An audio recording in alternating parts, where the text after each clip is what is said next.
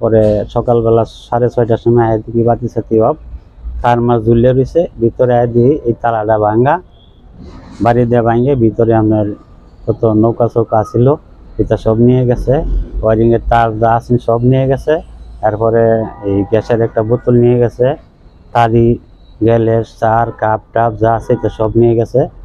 এই 6:30টার সময় আমি ঘটনাটা দেখি আর কি। রাত্রে যাওয়ার সময় আমি 1টার সময় বন্ধ করে গেছি।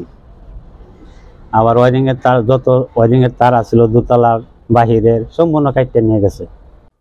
হ্যাঁ, আমার স্যারের যত ক্যাশ ক্যাপিটাল আছিল মনে করেন এখানে থাকতো, যা কিছু আছে মূল্যবান জিনিস সবই নিয়ে গেছে।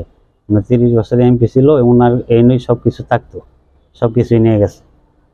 তখন মনে করেন ভাঙ্গা চূড়া যখন ভিতরে পাইছি, রাত বাংলা তো দিনেও ভাঙতে পারতো, এটা রাত্রে যখন ভাঙছে এমন কি বলবো, চুরিও বলতে পারি না সহতাও বলতে পারি, চুরি হইতে পারে।